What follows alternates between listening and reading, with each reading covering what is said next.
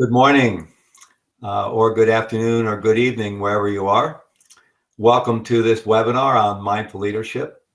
Really appreciate all of you who are taking the time to join this webinar, sponsored by Shambhala Mountain Center and Windhorse Seminars.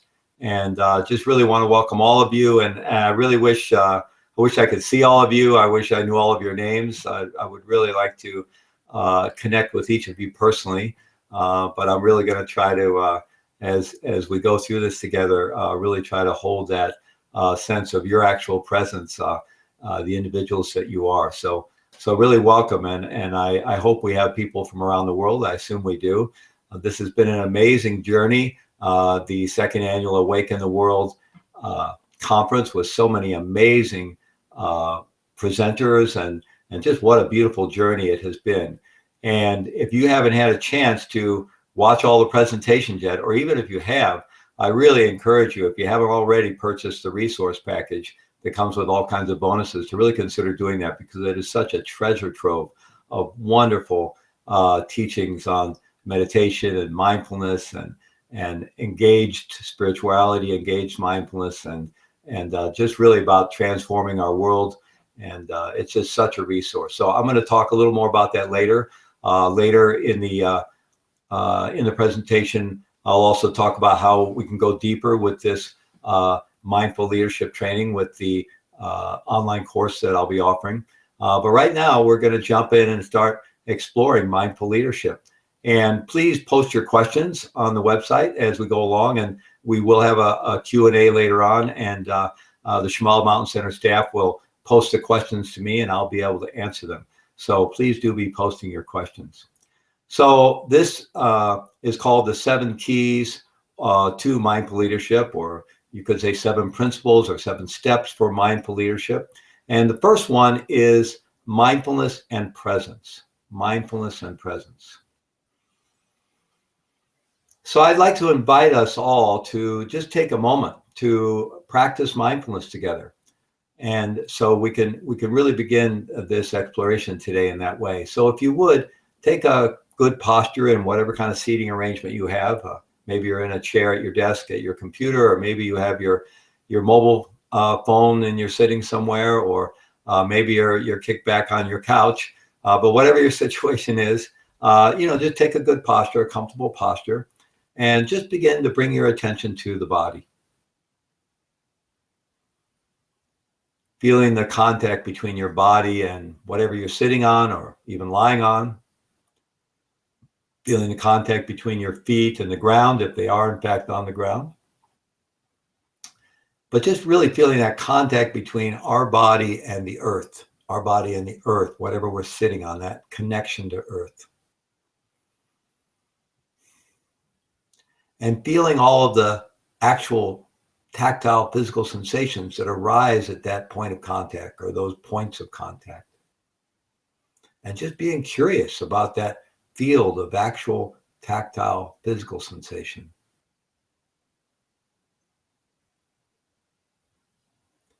You can close your eyes if you like, if it helps you focus, or you can have your eyes open. You might want to shift your eye gaze down and just have a soft, unfocused gaze. Whatever works for you. And if your mind is wandering, which is what our minds do, just gently bringing our attention, our mind, our presence back to the body again and again. And each time dropping in further with a sense of deep interest and caring, curiosity about our own experience of being alive in this human body right now, in this moment, on Saturday. At least if, I suppose in certain parts of the world, it might be Sunday already.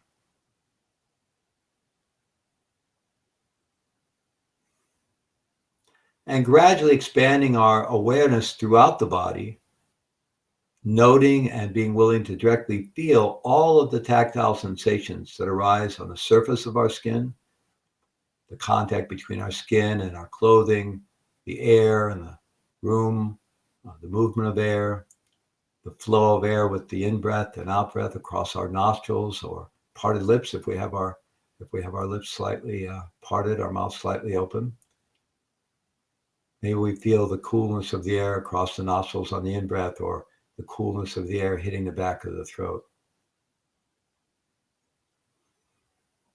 All the sensations we feel with the belly rising and falling with each breath, the chest expanding and contracting with each in-breath and out-breath, the diaphragm muscle contracting and relaxing.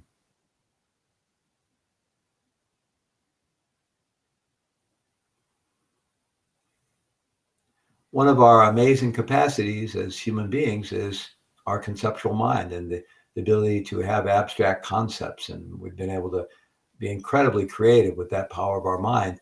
And at the same time, that can really block our access to just direct experience, because we very quickly substitute concept for direct experience. So we have a concept, the body, which is simply a word. So can we drop into the actual experience of body at the level of physical sensation? Or breath, again, is just a word, a concept. Can we drop into the actual experience and feel all the different sensations arising with the passage of air at the nostrils or the lips? All the sensations arising with the expansion and contraction of the rib cage, the rising and falling of the belly.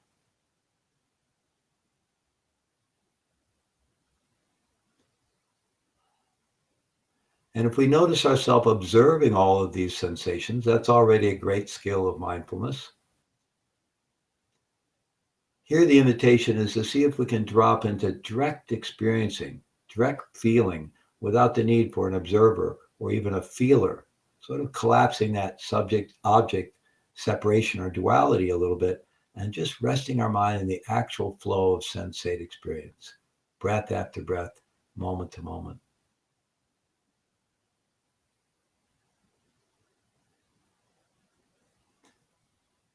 Including as well in our awareness and our willingness to directly feel, directly experience the input of all the other senses. So smell, taste, sight, uh, sound,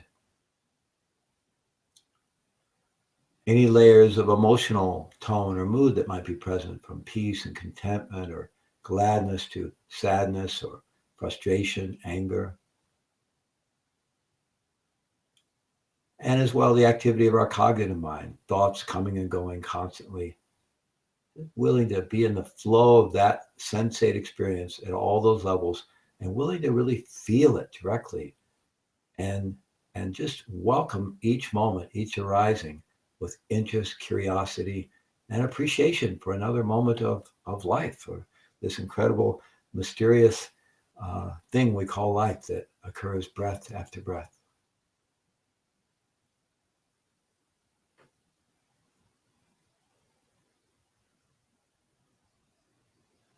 And then if you would, and this is for me a key skill, foundational in mindful leadership, along with basic mindfulness practice and our capacity for mindfulness in action. If you would, expand your sense of breathing to the whole body, breathing not only through the nose and the mouth, but breathing through all the pores of our skin, breathing in through the soles of our feet, breathing in at the belly, the solar plexus, at the heart center, breathing in through the crown of our head, and then ultimately breathing in through all the pores of our skin. And with each in-breath, having the sense that we're saturating our body with basic sort of life force energy, what is called qi, like in Tai Chi, or Qigong in the Chinese tradition, or Ki as in Aikido in the Japanese tradition, or Lung in Tibetan as in Lungta or wind horse energy, Prana in Sanskrit. The basic energy of life, that we're saturating our body with that with each in-breath. And on the out breath, we're just letting that flow back out into the world, into the environment, into the universe. So we're just in this flow, this exchange of energy. We are actually energetic beings, and we live in a world of energy, a very fluid world of energy. And tapping into that can allow us to have continual access to deep reservoirs of resilience.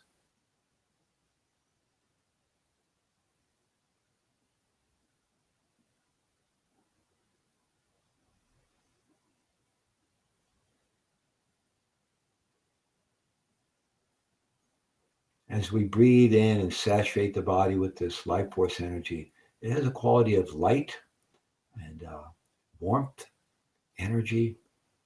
Perhaps it has a bit of a golden hue or whatever might work for you in terms of really connecting with that sense of breathing in this energy and saturating your body with light and warmth or even heat.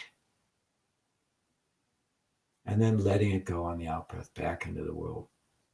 Not trying to hold on to anything, but really getting into a flow of natural inner change within this incredibly magical world in which we live.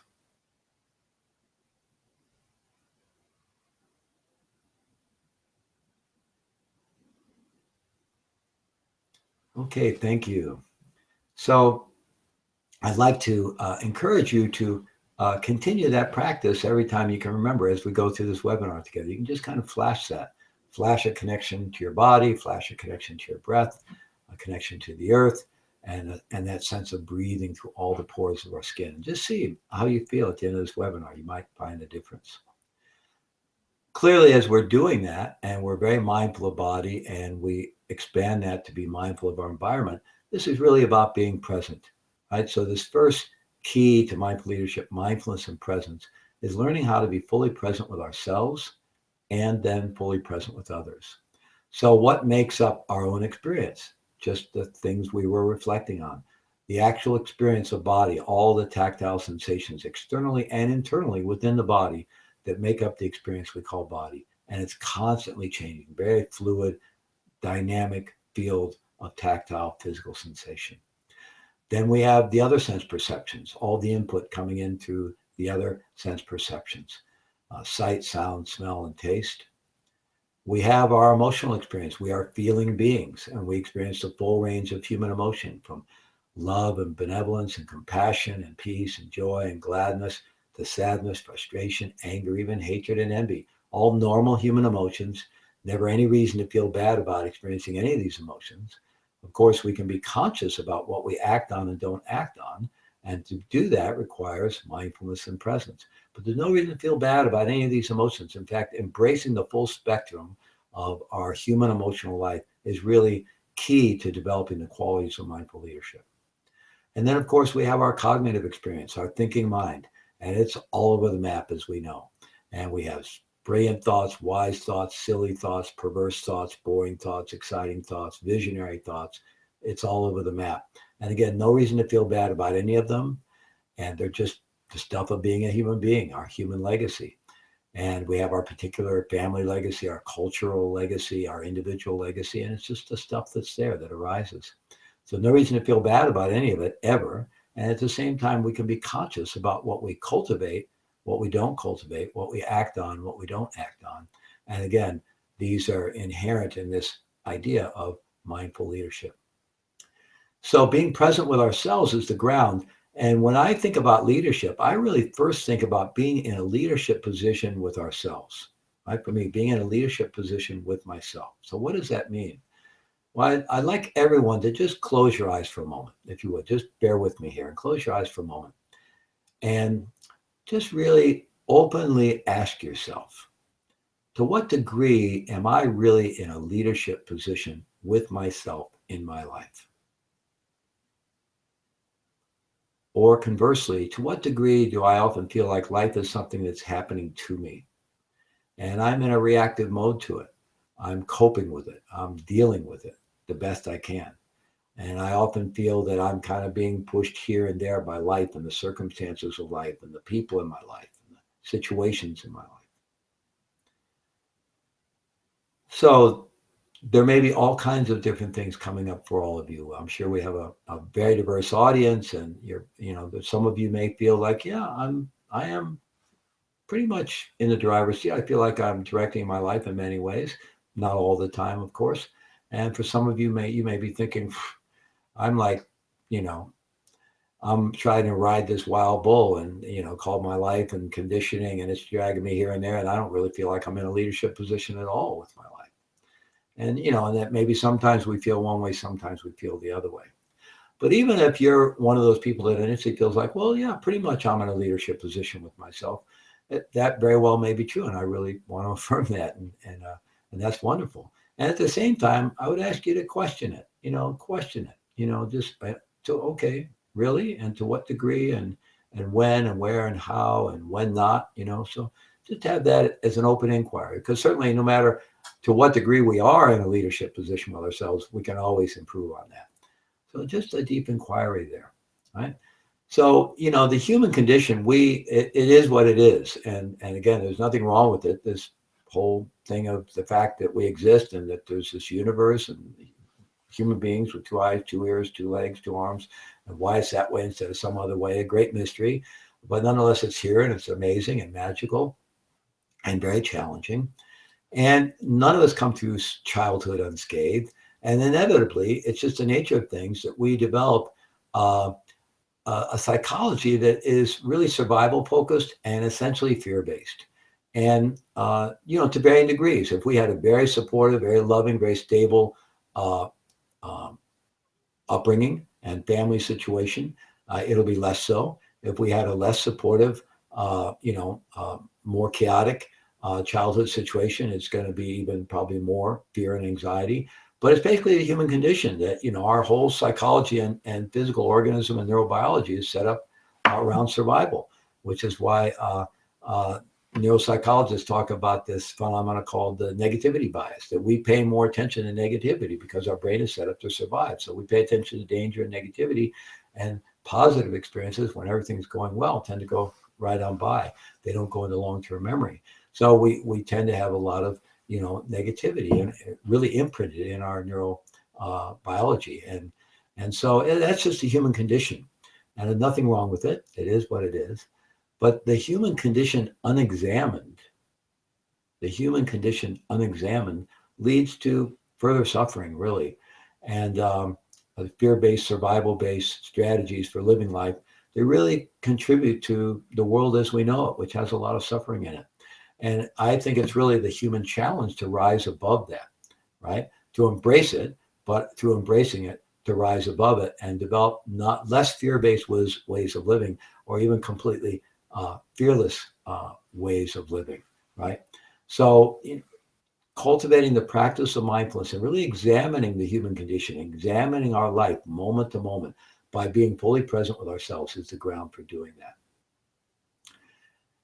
To the extent that we're able to do that with ourselves, naturally we're able to be more present with others. And that's something that we practice, because we'll notice when we're sitting with someone and they're talking, of course, our mind starts drifting all over the place, and we either just get distracted, other associations, or we're having judgmental thoughts, or we have a running commentary. And it really takes an effort and an intentionality to just keep dropping that, letting that go, and coming back. Okay, I really want to be present with this person. I really want to listen. Right? Even now, as we're going through this webinar, you're going to be having lots of distracting thoughts and thinking about things you have to do or you didn't do, or maybe a running commentary on what I'm saying, or starting to have, this or that. And the invitation would be just keep coming back to being fully present. Just say, okay, at least for this webinar, I want to practice just being fully present, really listening. Doesn't mean I agree or don't agree, or, I'll find what's valuable for me and take that with me, and I'll leave the rest behind. But at least I'm going to be fully present and really listen, so I can, take in what's there and see what I want to take forward, right? So we have the opportunity to practice that in every moment, and we have the opportunity to practice that with each other right now. So that's the first key, mindfulness and presence. The second is emotional intelligence, which I've really already been referencing a bit. So, and by the way, please keep posting your questions on the website, because we will do a Q&A in a little while. So emotional intelligence, Daniel Goleman's model has, and Daniel Goleman has really done more to popularize the idea of emotional intelligence than anyone. And in his model, there are 4 quadrants: self-awareness, self-management, social awareness, and relationship management, or effective relationship skills. Sometimes they add a 5th. They have a diagram with 5 where they include self-motivation in there. But we're going to stick with the 4-quadrant model for now. So self-awareness. So obviously, mindfulness practice and cultivating greater presence are all about developing greater self-awareness. And awareness of what? Well, the capacity to have awareness around our body, our sense perceptions, our emotions, our moods, our thoughts, our cognitive experience, but also the interconnectedness of all those things. Beginning to become familiar with and recognizing the various habitual patterns we have of types of thinking that lead to certain impulses, that lead to certain behaviors, that lead to certain consequences for ourselves and impact on others, and being more aware of that full spectrum, and aware of certain sort of mind states that can take over, kind of attitudes that then begin to color the rest of our experience, right? And color how we're interpreting the world around us, what it means to us. We are constant storytellers. We hear a sound and our mind starts creating a story around it immediately. That's just what we do. We add meaning, and based on the meaning we add to things, we then have we perceive things in a certain way, and generally we perceive things as either being for us or against us, right? And or neither, and then we just tend to ignore them, right? And so, but this is based on perceptions, based on the meaning we add to things, and these perceptions may be more or less accurate. And why do I add a certain meaning to an event and you add a different meaning? That comes out of our conditioning, our past experiences, right? And so, it's a very internal experience. And then once we perceive things to be a certain way, we start having feelings about it. And then we usually then want to directly connect that feeling to something out there, like you're causing me to feel upset, whereas there's actually this whole chain of internal events. So self-awareness is becoming more aware of all of that. And then, of course, the more awareness we have around all of that, and the more mindfulness and presence we have, the more capacity we have to self-manage, because we can wake up in the midst of that and say, oh, I see where this pattern of thinking goes. This is where it usually takes me. I'm not so sure I want to go there today. I'm going to make a different choice. Or I notice how I'm starting to have these feelings and getting involved in some blaming, and I could just stop and check, okay, let me own my feelings. And then what needs are, when I'm feeling, when my basic needs as a human being are being met, right? My need for love and connection and autonomy and respect, food, warmth, and shelter, when they're being met, I feel good. I have all the warm and fuzzy feelings, the positive emotions, so-called. When my needs are not being met, or I perceive they're not being met, or I perceive they're threatened, then I start having all the challenging feelings, right? And of course, that idea of my needs being met or not is really my perception of that, as I was referencing a moment ago. So there's this whole internal experience. So I can wake up to that and go, okay, let me check this out. Okay, what am I perceiving here? And are my perceptions accurate? And even if my perceptions are accurate, okay, then I realize, well, it's more about what I'm needing and my experience of that than what somebody's doing out there or a circumstance out there. So maybe there's some other ways I can get my needs met, or, just we move into this, away from this projecting, blaming type energy into a reflective ownership type energy. And we do that through self-awareness, and that leads to this capacity for self-management. We can also practice all kinds of self-management skills. That's the second quadrant. So the initial mindfulness exercise I led us all in was a self-management tool, using all kinds of breathing techniques for self-management, learning to manage our own physiology, right? Our physiology, in terms of our autonomic nervous system, has the sympathetic branch, which upregulates, and the parasympathetic branch, which downregulates. And there's the right balance for any situation we're in. And we can learn to, instead of being kind of a victim of the circumstances around us or of our own conditioned reactive responses, we can learn to manage that with simple breathing techniques. We have very simple tools to downregulate when we need to downregulate and upregulate when we need to upregulate, right? So all kinds of self-management. A simple thing we've all heard: when you're angry, before you do anything, count to 10, right? By the time we count to 10, we've slowed down a bit. Why? We've distracted ourselves a bit. Also, the reptilian brain, when we're really triggered, right, the fight, flight, or freeze response, the reptilian brain can't count. By forcing ourselves to count, we're taking our locus of control back into the fullness of our brain, reclaiming our executive function, and so forth. So there's lots of these methodologies for self-management. Then social awareness is increased awareness of the world around us, and having an empathic, caring interest in the world around us. So we're getting better data, right? We're really seeing more clearly what other people are feeling and needing, and we actually care about what other people are feeling and needing. We're not necessarily responsible for that, but we feel responsive to that, right? And because we're getting better data about ourselves and have a greater capacity to self-manage and have ourselves be in a more optimal state to respond to the world rather than being in a reactive place. And we're getting better input from the world around us. We're naturally more skillful in the relational field, which is the fourth quadrant. And then, of course, we can practice all kinds of uh, effective relationship skills, basic communication skills, shifting from you statements to I statements, from projective language to ownership language, conflict resolution skills, mediation skills. There's a host of ways that we can practice skills to help ourselves be more effective communicators and be more effective in the relational field. But the primary thing is being present to ourselves in an empathic, caring way, present with others in an empathic, caring way. If we learn to do that, we're going to be naturally skillful in the relational field, and we're going to create, others are going to feel listened to, feel heard, feel appreciated, feel like we care about them and we're really connected with them. And that's really at the core of our capacity to be in a leadership role with others, right? And it really works both ways. To have that relationship with ourselves allows us to be in the lead with ourselves rather than in a battle with ourselves all the time. And then to be in that relationship with others allows us to be in a leadership role with others, not in a coercive kind of role with others. The third principle, the third key is resilience, flexibility, and availability. So let me start with availability, really. As leaders, we need to be available. If we, and we move in and out of leadership roles. But when we're called to a leadership role, either we've kind of created that circumstance ourselves, or we've been invited into that, or the world has sort of invited us into a leadership role of one kind or another. We need to be available. We want our leaders to be available to us. And to be available requires energy. If I'm exhausted with my work and all my other things, and if I'm not in a resilient place, I'm going to want to kind of keep my door closed. I'm going to want to keep people out there. I'm not going to be very available because I'm going to fear that if I am available, I'm just going to get further exhausted. Also, as leaders, we need to be really flexible because things are constantly changing and people's needs are changing and people are very dynamic and the world is very dynamic.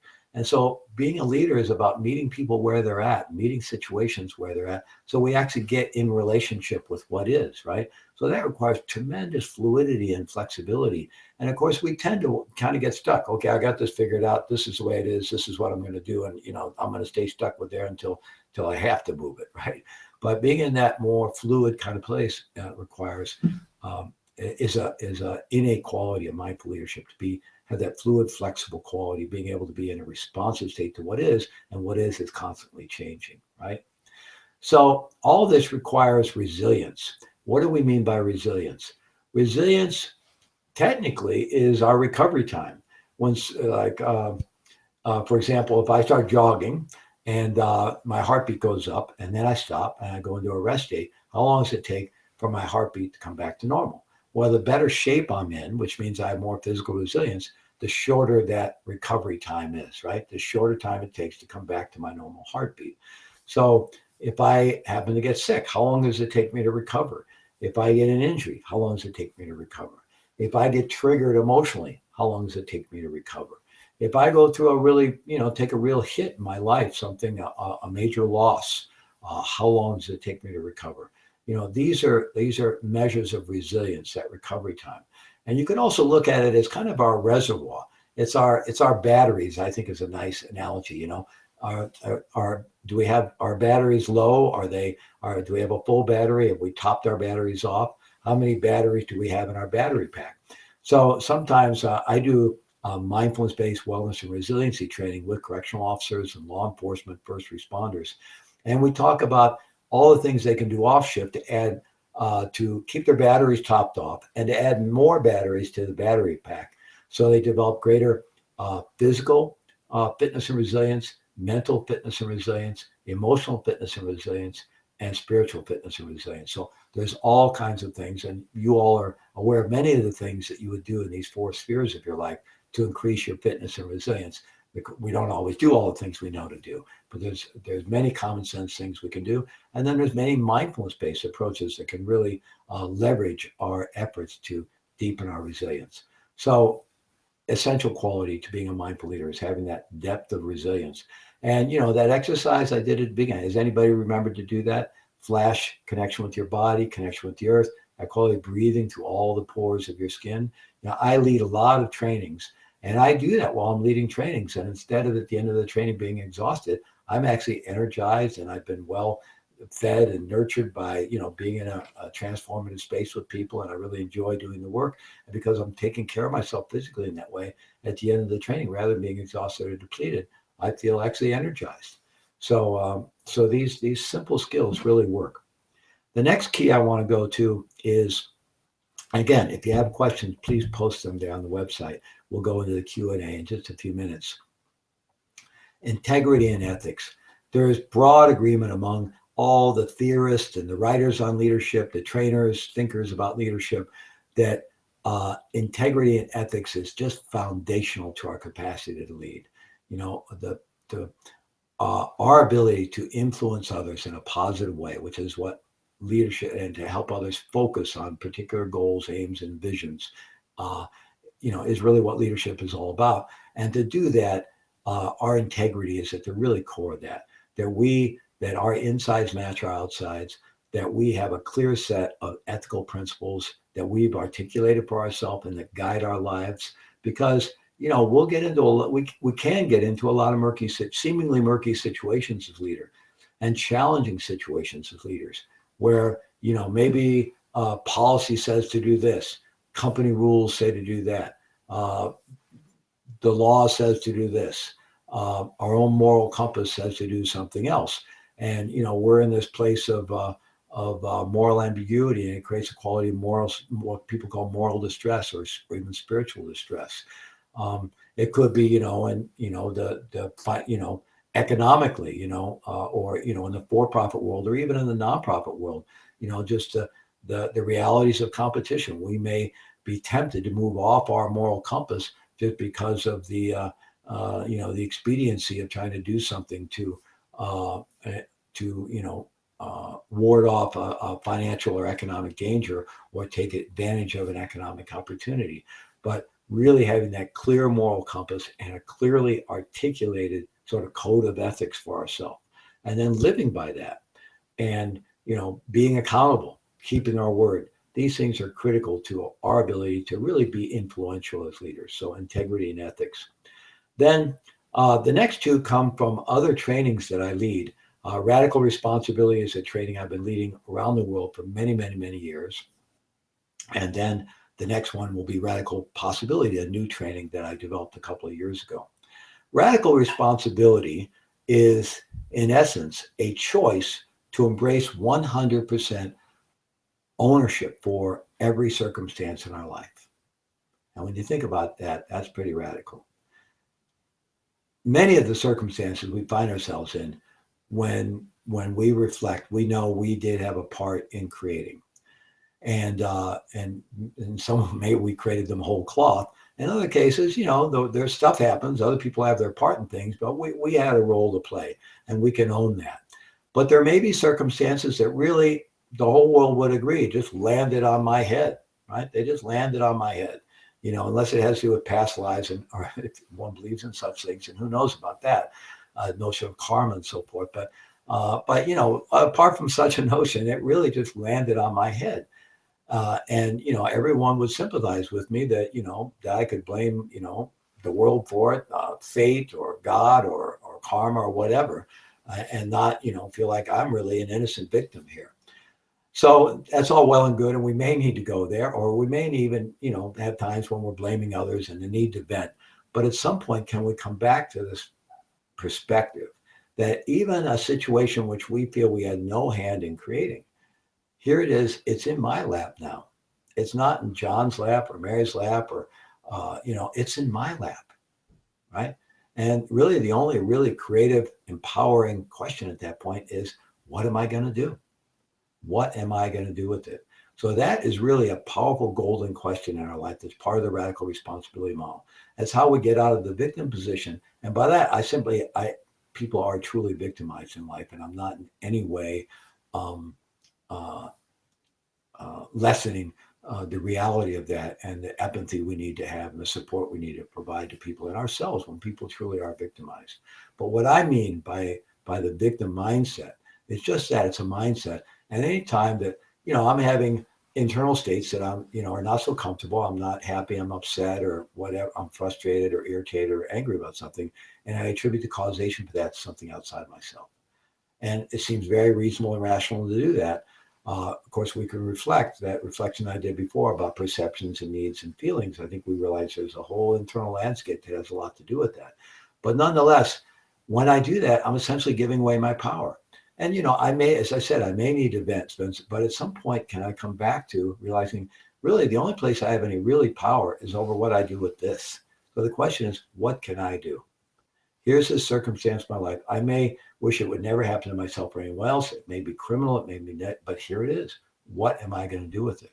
Right. And maybe what I need to do is pursue justice, to get support, to get healing. But the question is, what am I going to do with it? Or if we're part of a team, what are we going to do with it? That takes us from that victim mindset into what I call the co-creative mind, from the trauma triangle and the radical responsibility model to the empowerment triangle. And we'll go into that in much greater depth in the mindful leadership course. But that's this idea, living from choice, embracing 100% radical ownership for every circumstance in our life, not as a burden and certainly not as self-blame. This is stepping out of the blame paradigm altogether. It's simply, this is where my power is. So it's really a kind of radical self-empowerment, and not deciding not to expend a whole lot of energy on blaming, because it just doesn't really take me anywhere. In fact, it can create a lot of conflict and really undermine my own ability to move forward in my life. Then radical possibility. I talk about radical possibility as an actual physiological, mental, emotional, and spiritual state that we can realize in our life, which is distinct from the mind of limitations. Oh, I couldn't do that. I'd never be able to do that. There's not enough money. There's not enough time. All the kind of fear-based thinking, the scarcity model thinking, that we're beset with. It's part of the human condition, and we have all bought into it in various ways. But there's ways to step out of that and to step into this more creative place of, okay, what can we do? Well, we could try this, we could try that, we could try lots of things. That takes me out of the mind of the victim mindset, the fear-based mindset of limitations, and back into solution-based thinking, into the realm of possibility, from that fear-based mind into the fearless mind that is not the absence of fear, but embraces fear, and then is willing to kind of lift the gaze and see there's this whole realm of possibility that's always available to us. And it feels very different to be in that space. And this is the space from which we create. This is, as mindful leaders, whether we're leading in a nonprofit organization or, a spiritual community, or in the for-profit world, a small company, a large company, a startup, whatever kind of leadership roles we may find ourselves in, or being in a leadership role in our own family. It's the human project, if you will, is about moving forward, right? We're all changing, we're evolving as individuals, as communities, as a society, as a species. And, it's just we're moving forward. And it's all about creativity and innovation. And we all know that, especially in today's world, how quickly things move, that, if we don't live and act, or if we're in business and we're not operating within that space of creativity and innovation, we're just not going to succeed out there in the marketplace. And that's true both in the nonprofit and the for-profit worlds today. So if we want to reach an audience, it takes creativity and innovation. And that doesn't arise out of, there's a certain kind of, on one level, fear may be a springboard to the urgency to, okay, let's do something. But then the path is embracing fear, not staying stuck in fear, and launching into that space of radical possibility from which we can really create and innovate. Then the final key to mindful leadership in this model that I've been working on and trying to live from for a long time is what I call the spirit of mastery. And I think this is one of the most critical steps. And mastery here is not some place we get to, right? There's not some final place we can get to called mastery. Some people may say a certain violinist is a master violinist, and the world says that person probably is still moving towards mastery for themselves, or they will get stuck. But the world may say, okay, that's a master as a violinist. But it's not so much a place to get to, but it's a spirit to embody, right? It's not settling. It's not getting into that good enough mindset. There's a phrase which has unfortunately been I think undermined a lot of what could happen in the world of government that says good enough for government work. But we can all fall prey to that, that good enough mentality. And, why would any of us, when we think about it, settle for really any less than we can be in our lives, than we can contribute to this life? Why would we settle for any less than optimizing our own life and our own possibilities? Not out of a sense of, raw, naked ambition or that I have to do more than other people, but just here I am as a human being. I have my genetics, I have my talents, I have my cultural makeup, I have my version of the human condition, and I have my opportunities, and I have opportunities I can create. Why wouldn't I want to optimize that? And why wouldn't I want to do that throughout the lifespan? Um, Many have said that our happiness as human beings really has to do with two primary factors. One is that we feel we're growing. When we feel we're growing and evolving and progressing, we feel a sense of internal happiness and a positive mindset around that. And the other is that we're contributing, we're making a contribution. So, that spirit of mastery is that we're continually looking for the next opportunity to grow as individuals and to make a greater contribution to those in, even in our immediate life, our families and so forth, and to the larger society and larger world. So that spirit of mastery is really continually recognizing, when am I falling into that, well, good enough, or the mind of limitations, or fear-based thinking, and instead uh, letting that go and embracing, like even in the world of physical health, as we get older, a lot of us settle for, well, I was pretty healthy and in good shape in my 20s or 30s, but I'm 50 now, or I'm 60, or I'm 40, whatever it is, and I shouldn't have such high expectations of myself. It's okay if I have kind of a paunch around the middle, and I'm just going to kind of let go of some things, and I'm not going to live forever anyway, or whatever, or all the ways that I justify my various food addictions and so forth, rather than thinking, what would optimal health for me be? Not that I'm going to be a 20-year-old when I'm 60, but what is optimal health for me? And why wouldn't I want to feel as good as I can possibly feel? And we all know there's a pull in the other direction, because the world is constantly trying to sell us on all kinds of things that aren't good for us. And of course, we all have, mild to intermediate, in some cases severe, kind of addictive, compulsive things, and, self-medicating with food and other things. And so we often eat a lot of things that are not healthy for us. We don't get enough rest. We don't get enough exercise. We don't hydrate properly. We don't breathe properly. These are the major components of optimal health. So why wouldn't I want to feel as good as I could feel, right? And a lot of times, maybe we don't feel we deserve to feel as good as we feel. Maybe we've got internalized a lot of messages over our lifespan that, this is all you're supposed to have. In fact, you're lucky you got that far, right? So, really examining these beliefs and beginning to think, if I'm a leader, what am I modeling for others, and what am I calling other people to? If I live my life according to these principles, and I'm able to be really present with others, and relationship with others, relationship with myself and with others, and I'm really embodied, I don't have to be perfect, but if I keep bouncing back and keep coming back to this mindset of radical possibility and to the spirit of mastery, I think that's something that people are going to want to be influenced by and want to follow. So anyway, these are the 7 keys of at least in this model I've developed, of being a mindful leader. And we will go into this in much greater depth in the course. And right below your video right now, there's a button. Don't push the button yet, because we want to engage in this Q&A. But there's a button there you can push, and that will take you to all the information about the Mindful Leadership course, which has 7 modules that we'll do 1 module a week, and it goes into great depth. And we'll actually give 9 weeks to complete it because of the holidays. It's going to start on November 30th.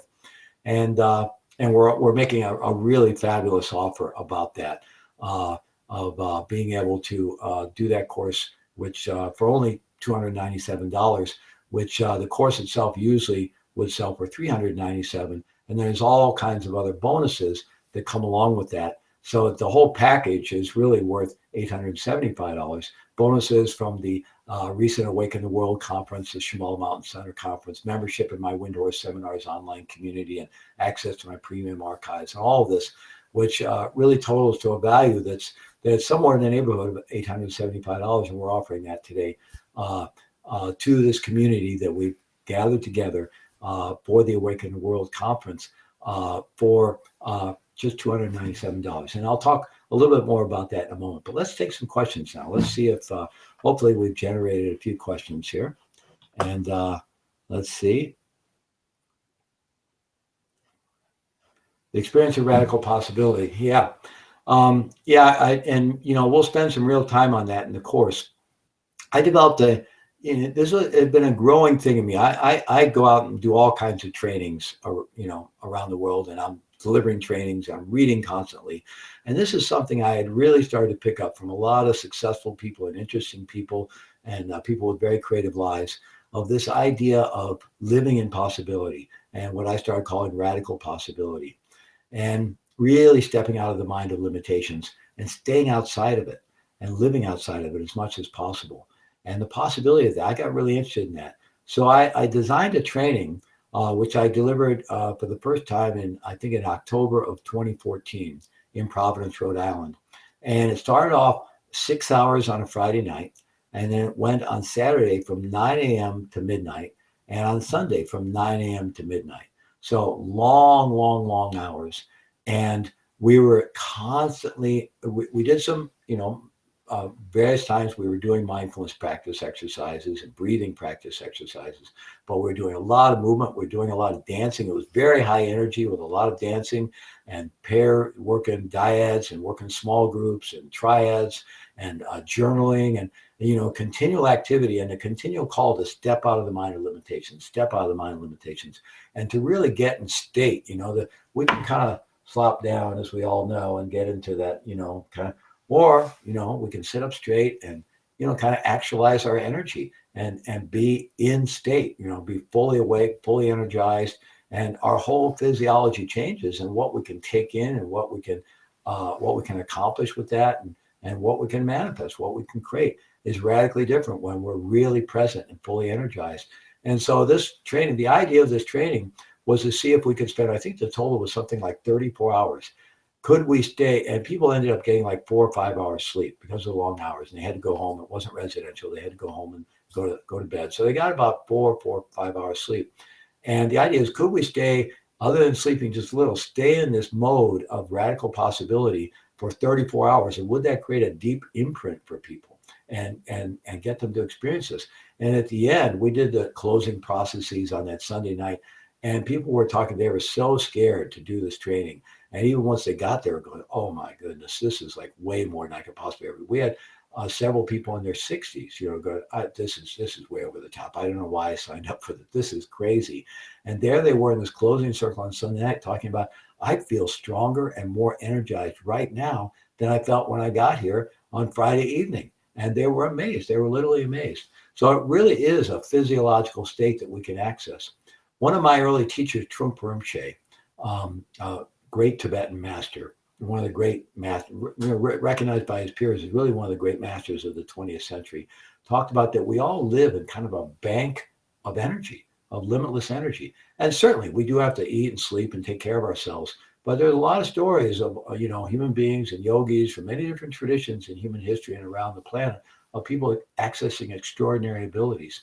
So that exercise we did at the beginning of breathing with every pore in our skin is kind of a way of tuning in and how can we access greater levels of energy. So anyway, that's a little bit about radical possibility, but we will explore that in much greater depth in the course. So I don't know if we have any other questions. We'll see if we do here. Feel free to post some right now if you would like. Again, the phenomena of online communication, it's wonderful because we can pull together a community of, for the Awaken the World Conference of over 26,000 people. And I think there's 700-800 of you signed up for this webinar. And I don't know how many are online right now, but again, I'm looking at a camera, looking out at all of you, but I'm really trying to see and imagine your faces and connect with you. And again, I really appreciate you coming and being here today. And I wish I knew all of your names. And hopefully down the road, we will connect somewhere at a conference or one of my workshops or somebody else's training or a meditation retreat somewhere. But anyway, I just want you to know that personally, I feel very appreciative and really have this longing to connect with each of you. So maybe we'll just complete our understanding about this offer here. Let's see. Oh, we got one more question. I find that others often dislike my striving for mastery and do not like to work with me as a result. Well, I can't speak to what your striving for mastery looks like. That's a great question. Um, Sometimes that can be confused with having a sense of perfectionism and holding myself to really high standards, and then holding others to really high standards, and that can feel oppressive and scary to people. So I think mastery is something different than that. And I'm not saying that's what you're doing, but I just want to make that distinction between perfectionism and sort of in an almost coercive and maybe even slightly aggressive way, holding myself to really high standards and holding others in the same way. That would make us difficult to work with and difficult to be around. I think the spirit of mastery comes, it's always grounded in the context of profound gentleness and non-aggression with ourselves, really making friends with ourselves to begin with, being our own best friend, having a sense of humor about ourselves, and befriending and accepting all of our challenges and all of our so-called weaknesses or our issues or our addictions, our compulsions, or all of our so-called neurosis or whatever it might be. Really embracing all that, accepting it. I'm an ordinary human being. I have all my stuff. I'm not trying to be perfect. It's just I'm always taking that next step, just taking that next step. And when I see myself sliding into complacency or getting caught in one of my patterns, I see it, smile at it, and I step out of it, and I step out of it, and back into relationship with myself, back into relationship with others. So this quality of the spirit of mastery is very, very different from any sense of perfectionism, and therefore I do think it's very relational, and I don't think it would feel oppressive to others. I think it would actually feel more like people would be really attracted to it because the kind of energy around us is an energy of tremendous self-compassion and self-empathy and empathy and compassion with others. So although we're modeling someone who's really engaged in their life and really in that spirit of continual innovation and what's next and into my own growth and possibilities of contribution, but not in a hard way. I'm not beating myself up, and I'm certainly not beating up on others, even internally in my mind. So I think that's a really important distinction, and I really appreciate that question. Next question. As an introvert, I often struggle to recharge my batteries after a day of out there leadership, I lost that. Maybe you could, let's see, I'm not sure how I access that, but I can't see that now. But right, after public speaking, networking, could you elaborate on some teaching to change our batteries for introverted leaders, right? Yeah. Well, I really think that is a challenge. And then, to tell you the truth, on the extrovert introvert scale, I'm towards the introvert side. I'm not a hardcore introvert, but like all those personality tests I've taken, I'm definitely on the introvert side. I'm not an extrovert by nature. And so I think, it can feel really challenging to put ourselves out there if our natural tendency is to be more of an introvert. And again, I think it's using these skills. If I'm sort of forcing myself to engage, obviously that's exhausting. But how can I use these contemplative tools and mindfulness tools to really honor myself and to feel how challenging it is for me to be in a public speaking space, for example, to be up in front of a room leading a training, to be doing what I'm doing right here, right now. I'm very aware of my body. My feet are on the ground. I feel in contact with the earth. I'm in touch with my breath. I'm remembering every time I can to flash that quality of breathing through all the pores of my skin. I'm honoring for myself how I feel. And I'm really wanting to relax into being in relationship with the room and being in relationship with all of you right now out there in this online audience. And so it's a quality of gentleness and kindness. And it's a great question, whether we are more introverted or more extroverted by nature. If while we're working, while we're out leading, while we're in that public space, if we can really be in relationship with ourselves, not just doing it on adrenaline, or, if we're more extroverted, we may just extroverts sometimes may feed off of that kind of engagement. That's what gets them going after the engagement. But if we're doing that kind of without mindfulness, that could be exhausting as well. And so, I think it's all about doing our formal practices, having a regular mindfulness practice. There's no substitute for that. Regular body-mind practices like yoga, Tai Chi, Aikido, Qigong, or other various things that we might do. And some kind of regular mindfulness meditation practice is a way to really, one of the many ways we can recharge our batteries, but also sets us up to be able to be in action in a more contemplative way, right? And I really think that's the key. It's how we are being and who we're being, how we're being with ourselves, how we're being with others as we're doing public speaking or doing leading, that determines to what degree that depletes us or to what degree it actually energizes us, and to what degree we need to, how much time we have to spend, recharging our batteries when we go off stage, so to speak. So anyway, I think that's true for all of us. And for those of us who are more introverted, it may be, even a higher bar that we really need to learn how to do that contemplative activity in the mode of leadership. So again, great question. So I don't know if there are any more questions here. Let's see, I think there's another one coming up.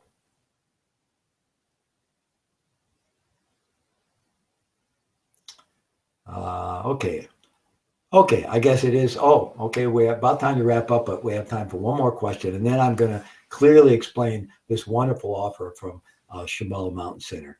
And of course, you can always just click on the button and see it below. But don't go yet, because we had one more question. I don't see it yet. Or maybe we're just inviting one from the audience. Okay, how do you get some managers, especially upper managers, to find time or even think it is worth their time to do mindfulness? Well, that's a great question. A big part of my life for a long time, despite, I'm a social activist involved in all the prison work with Prison Mindfulness Institute and the Engaged Mindfulness Institute. And I'm a meditation teacher through the Shambhala Buddhist community and the work I do through the Zen Peacemakers. But I've been for a long time, I've been a business consultant and an executive coach. I've been doing that work for the last 16 years. And so I work with a lot of business leaders and CEOs, mostly in the for-profit sphere, sometimes in the nonprofit sphere. And, exactly that question is primary. And I've been able to get into a niche where, and I'm still doing this work. I still have clients today. I tend to work with smaller privately held companies because I can really get in direct relationship with that CEO or business owner and really get my arms around the company as a whole and do long-term work, culture change work, and re-engineering work that really, I get to really witness the fruition of my labors. I have done some work in Fortune 100 companies, and that can be great. And I really applaud the people that can do that successfully, but it is daunting because they're such big systems. But nonetheless, I think it's about getting a relationship with those leaders, and consultants often talk about if you want to get someone's attention, you have to put them in pain. Well, what do they mean by that? Well, it's about making them aware of the pain they're already in, because as human beings, we're motivated by pain and pleasure all the time. And on the short term, we're continually moving away from any discomfort or pain. We're often moving towards or even have an addictive, compulsive relationship towards comfort and pleasure. And that's the way all species act. And, we wouldn't accomplish much if we weren't able to get out of that a little bit, delay immediate gratification, to write that paper, to get that degree, to do the things we need to do to succeed in the world. So we're all able to do that to a degree. But when we are more mindful and more present with ourselves, we'll still see to what degree pain and pleasure are driving our psychology moment to moment. So one of the strategies for ourselves and others is to really get clear about the things we're ignoring that actually are painful, because that'll create a motivation for us. And become aware of the greater possibilities that if we do something, how good we could feel. So it's really, I think, about getting a relationship with those managers, those leaders, and helping them become aware of what it's costing them to not practice mindfulness, to not have more mindfulness and more emotional intelligence in their life, to realizing how much they're suffering personally, to realize the opportunities they're missing for their company, to realize the opportunities they're missing with their team. Like, how creative is their team? I used to have a consultant friend that would go in and talk to business leaders and ask them, how many new ideas are key members of your team providing on a weekly basis? And, they would come up with a number. And then the consultant say, well, they're really successful companies, are coming up with that many ideas, right? A huge greater number. And suddenly that leader sitting there, he's in pain. Oh my goodness. Like, we're here and the really successful companies are way over there. Now they're experiencing pain. Now you have their attention and now they're getting motivated. So I think it's some kind of formula like that. And it's not really manipulative. It's just honest. It's like helping them get out of denial and realize both the suffering that's there by leading an unexamined life and allowing survival and fear-based strategies that we all have to drive things, and the possibilities through mind training and empathy training and emotional intelligence training. And when they really see that big difference, then people become motivated. And I don't think there's any way around that. You know, we have to get in relationship and find ways to help people discover their own motivation to begin to embrace the work, because it's work. You know, it is. There's no pill you can take, and even once you begin, it doesn't happen overnight. But we all know the results can be profound. And so, how do we get a person interested and started, and how do we help them discover their own motivation? Right. So I think that's what I would say about that. Okay, so there are a lot of questions coming, but you know what I'll do? You can; those will be posted online, and I'll go after the webinar and start answering some of those questions. And I really would invite all of you to come join me for this course, because I think it's really a value. I mean, this was a live webinar, not a live webinar. I'm sorry. This was a live workshop, a live seminar that I delivered at the annual Mindful Leadership Summit. At the first one, the inaugural one that happened in Washington, D.C. In 2014. And so it's the videotape. You really get the feel of being at a live seminar. And then I've recorded additional components to add to it and to enrich it. And so we'll be going through that together. There's 7 modules. Each module has a series of videos. And you watch a video and you engage online, and there'll be questions posted online. And you'll be engaging with all the other people who are enrolled in the course, having a really rich dialogue and discussion about what do we all understand by, and how are we all moving towards and accessing this integration of mindfulness and leadership to really be at our very best in terms of our capacity to be a positive influence and make the greatest contribution to life. So I think it's really, I've worked really hard at creating this, and I'm always fine tuning and improving. In fact, I'll probably be making some improvements as the course goes along, because you won't be at that module yet. It is all ready to go, but you know, I'm always tinkering and wanting, because I really want this to be the best possible experience for all of you and for myself. So normally, you know, my online courses normally sell for $397. So we're offering it $100 less than that, $297. Plus, you're getting the whole Awaken the World resource package, which includes the audio and video of over 40 amazing presentations. It includes a set of guided meditations, over 30 guided meditations by amazing teachers, and a host of other things in the whole resource package and library that Shambhala Mountain Center is making available. And then also you get 1-year membership in my Windhorse Seminars online community, where you can continue engaging and dialoguing with people. And you'll get access to my premium audio and video archive, where there are, I don't know the exact number now, but there's probably close to 100 audios and videos, and we're adding to it all the time. And so you'll have access to really more material than you'd know what to do with, but great material and a great resource to keep yourself moving forward. And so an $875 value altogether, available right now for only $297. And you just have to push that button down below, and you can see all the description of it. It'll be all fully explained. You can really read exactly what the whole mindful leadership course is going to be all about, and what each module is about there. And then you can make your decision. And also, for those of you who already purchased the Awaken the World resource package, I want you to know that either you already got an email with a discount code, or just email Shambhala Mountain Center, and they will send you one, so that you can get a $98 discount, and then you'll be able to purchase the course for $199 then, because you basically have already paid for the resource package. But you will still get the other bonuses, free membership for 1 year in the Windhorse Seminars community, and access for a year to my premium audio and video archives. So I think it's quite a value, and I'm really excited about being able to partner with Shambhala Mountain Center and offering this.